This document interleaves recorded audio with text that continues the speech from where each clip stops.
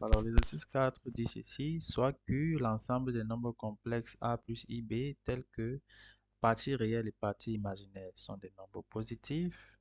On définit la suite Zn par Z0 appartenant à Q, dont Z0, c'est un nombre complexe qui est tel que sa partie réelle et sa partie imaginaire positive. Et Zn plus 1 est égal à Zn plus module de Zn, le tout divisé par 2. Donc, la question c'est, premièrement, montrer que Zn appartient à Q. Donc, Zn étant défini par cette relation pour tout entier n supérieur égal à 0. Donc, ça, il faut montrer par récurrence. Il faut montrer par récurrence. Donc, on va par exemple noter P de n. P de n, la propriété, la proposition, je veux dire, pour tout n appartenant à n, Z de n appartient à Q. D'accord, ça c'est la propriété qu'il faut démontrer par récurrence. Donc, pour n égale à 0, qu'est-ce qu'on a? On a Z de 0 appartient à Q par hypothèse, n'est-ce pas? On va dire Z de 0 appartient à Q par hypothèse. Par hypothèse, donc, d'après l'énoncé de l'exercice. Donc, P de 0 est vrai. La proposition P de 0 est vraie. C'est de 1. Ensuite, on va fixer un n quelconque supérieur à 0 et on va supposons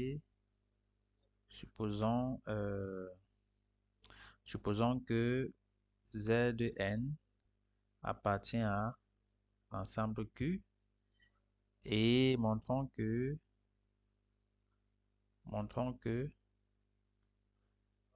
Z de n plus 1 appartient aussi à l'ensemble Q. Donc, quand on prend Z de n plus 1, d'après la définition qu'ils ont donnée, voici l'expression de Z de n plus 1 ici. Donc, Zn plus 1 est égal à combien? C'est égal à Z de n plus module de Z de n, le tout divisé par 2. Donc, on peut écrire que c'est égal à... Alors, notre Z de n, on peut dire que c'est égal à AN, A indice n, plus IB indice n, plus module de Z de n, le tout divisé par 2. Donc, on peut écrire que c'est encore égal à AN plus module de Z de n, tout divisé par 2, plus I Bn divisé par 2. Qu'est-ce que ça veut dire? Ça veut dire que notre Z de n plus 1, voilà son écriture algébrique, sa forme algébrique. Alors, on sait que A indice n plus 1, non, pardon, A indice n est positif, car Z de n appartient à Q par hypothèse. On sait aussi que le module de Z de n, c'est une quantité qui est positive ou nulle. C'est même strictement positif en réalité, parce que Zn appartient à Q. Alors, Q, partie réelle et partie imaginaire de Zn est strictement positif, sont strictement positifs. Donc Zn, son module est strictement positif. N'est-ce pas? Parce que le module d'un nombre complexe, dont la partie réelle et la partie imaginaire sont non nulles, est strictement positif. Ça veut dire que, ceci veut dire que An plus module de Z de n, tout sur 2, est strictement positif. Ça, c'est de 1. De 2, on sait que Bn est strictement positif, car Z de n appartient à l'ensemble Q. Ça veut dire que Bn sur 2 est strictement positif. Donc, notre Z de n plus 1 qui est en fait égal à An plus 1 plus I Bn plus 1 appartient aussi à Q, parce que la partie réelle de Zn est strictement positive et la partie imaginaire de Zn est strictement positive. Donc, on va donc dire que partie réelle de Z indice n plus 1 est strictement positif. Partie imaginaire de z indice n plus 1 est strictement positif. Ceci veut dire que z indice n plus 1 appartient à l'ensemble Q, n'est-ce pas? Ça entraîne donc que P de n plus 1 est aussi vrai, n'est-ce pas? Aussi vrai. Donc voilà pour la première question.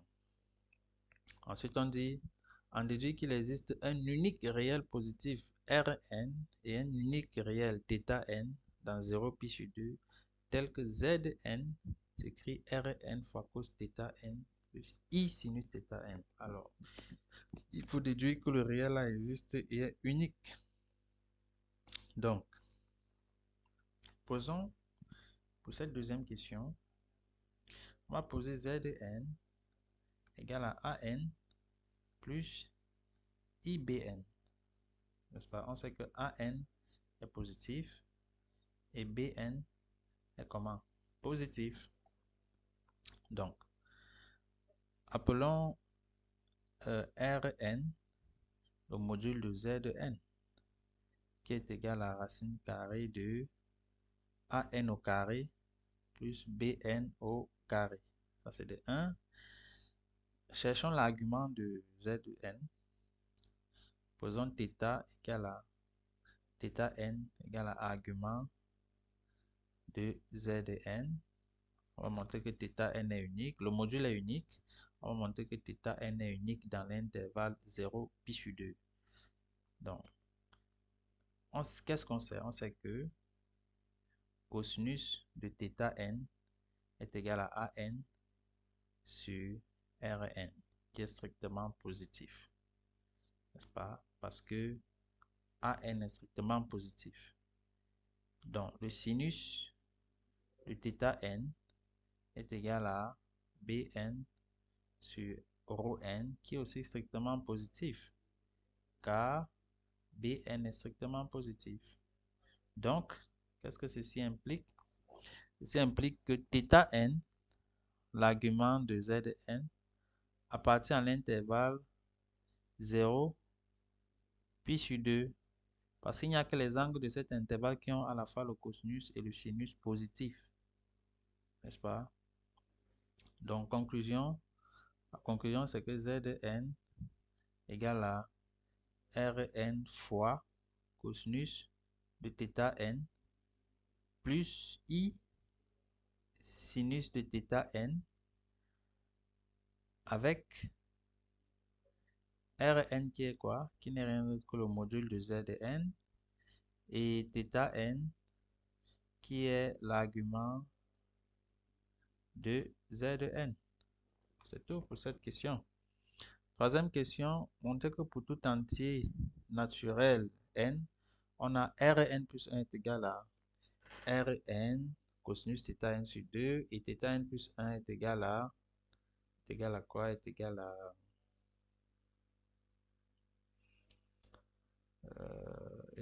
θn sur 2. Donc, pour faire ça, c'est simple. Pour la troisième question, qu'est-ce qu'on sait? On sait que Zn plus 1, c'est égal à Zn plus module de Zn tout sur 2. Or, Zn, c'est quoi? C'est Rn fois cos θn plus I fois sinus θn plus Rn encore, puisque le module de Zn, c'est Rn, ou bien ρn si vous voulez, c'est ρ indice n, le tout divisé par 2. Donc, on peut mettre ρ indice n en facteur. On va mettre ρ indice n sur 2. On va rester avec quoi? On va rester avec cosinus de θn plus I sinus de θn plus 1. D'accord? On peut passer aux formes exponentielles. On peut dire que c'est égal à Rn sur 2, le tout multiplié par exponentielle de I θn plus 1. Très bien. On sait que θn lui, il est dans l'intervalle le dernier intervalle 0, pi sur 2, θ n. Ok. Maintenant, on va factoriser cette quantité. Pour cela, je vais vous rappeler une petite astuce. Une petite astuce très importante. Je vous conseille de retenir ça. C'est que quand vous avez un nombre complexe qui s'écrit sous la forme 1 plus exponentielle de i alpha, vous pouvez l'écrire sous forme trigonométrique, sous forme exponentielle autant pour moi. C'est égal à...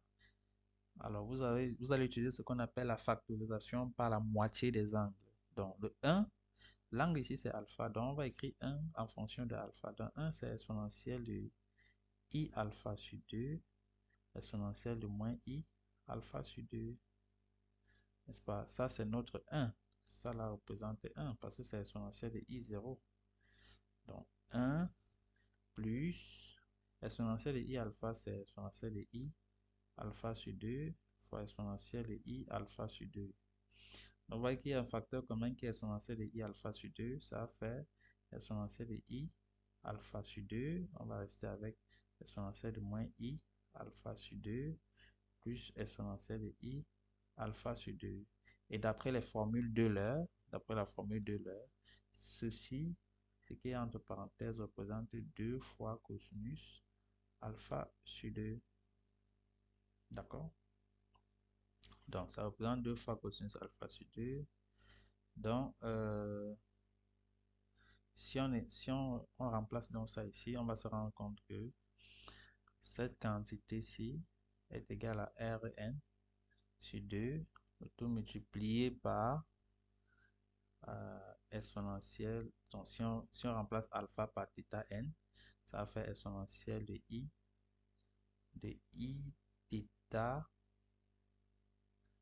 n sur 2 multiplié par 2 fois cosinus de θ n sur 2, tout simplement. Et on voit que là, les deux vont se simplifier. On va rester avec Rn fois cosinus de θ n sur 2, tout multiplié par exponentielle de i θ n sur 2.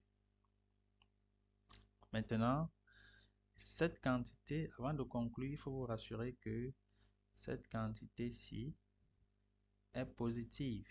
Pourquoi elle est positive? Tout simplement parce que θ n appartient à l'intervalle 0, pi sur 2. Si θ n appartient à l'intervalle 0, pi sur 2, ça veut dire que θ n sur 2 appartient à l'intervalle 0, pi sur 4. Et si elle est dans 0, pi sur 4, qu'est-ce que ça signifie? Ça signifie tout simplement que le cosinus de θ n sur 2 est comment? Est positif, strictement positif. Donc, du coup, vous voyez que le module de, on peut donc calculer le module de z indice n plus 1, le module de z indice n plus 1 est égal au module de Rn fois cosinus de θ n sur 2 exponentielle de i θ n sur 2. Ça va être égal à la valeur absolue de Rn cosinus de θ n sur 2 de tout fois le module de l'exponentielle de i θ n sur 2, tout simplement. Et cette quantité-ci est égale à 1. Et comme tout ceci est positif, le module là va donner Rn cosinus θ n sur 2, tout simplement. Et si c'est dans le module ici, si cette partie représente le module, ça veut dire que ce qui est au niveau de l'exponentielle n'est rien d'autre que l'argument. Donc, l'argument de z indice n plus 1, c'est θ indice n plus 1 qui est égal à θ n sur 2. Donc, c'est ce qu'il fallait dire pour la question 3. Ensuite, on déduit que la suite z de n converge vers une limite réelle L. La suite Z de N converge vers une limite réelle N. Pour cela, on va étudier la convergence du module et de l'argument, n'est-ce pas? On va étudier la convergence du module et de l'argument. Mais ce que je veux vous faire remarquer, c'est que regardez déjà l'expression de l'argument de Z de N plus 1. Vous voyez que la suite θ N plus 1, la suite θ N autant pour moi, est une suite arithmétique. Ça, c'est l'expression d'une suite arithmétique. D'accord? Ça, c'est l'expression d'une suite arithmétique. Donc, regardez ce qu'on va faire pour répondre à cette question, à la question 4. Dans la question 4, on sait que θ N plus 1 est égal à θ N sur 2. Non, c'est l'expression d'une suite géométrique, n'est-ce pas? Est égal à 1 demi de θ N. Juste en guise de rappel, l'expression d'une suite géométrique, c'est UN plus 1 égale à Q UN. Et on sait que quand on a cette expression, la forme explicite de UN en fonction de N, c'est UN égale à U0 fois Q puissance N, tout simplement. Donc, on aura donc que θ N est égal à θ0 fois 1 sur 2 à la puissance N. D'accord? Ou encore, θ N, qu'est-ce que je dis? θ0 sur 2 puissance N. Donc, voilà l'expression de θ N en fonction de N. On va bien écrire ça. θ N égale à θ0 sur 2 puissance N. Et si on calcule la limite de θ N, quand N tend vers plus l'infini, ça va être égal à la limite de qui? La limite de θ0 sur 2 puissance N quand N tend vers plus l'infini. Alors, la limite de 2 puissance N quand N tend vers plus l'infini, c'est plus l'infini. On a θ0 sur plus l'infini qui est égal à 0.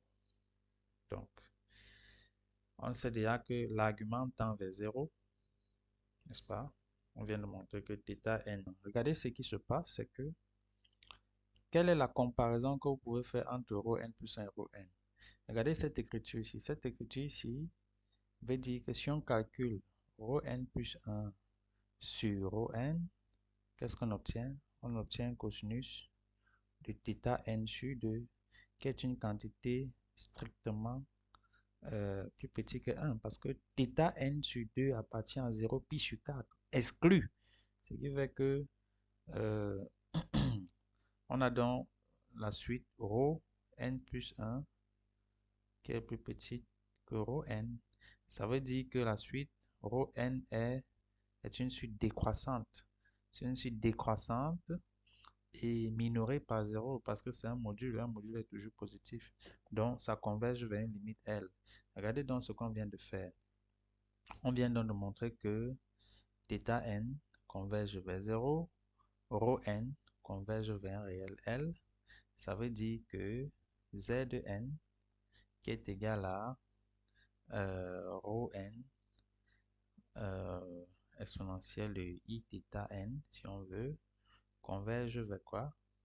Vers L exponentielle de I0, n'est-ce pas? Parce que ρ n converge vers L exponentielle de I0, quoi. θ n converge vers 0, c'est-à-dire L. Donc, ça permet donc de montrer que la suite Z de n converge vers un réel. L, là, c'est un réel. L'argument tend vers 0. Maintenant, ρ n, il tend vers quoi?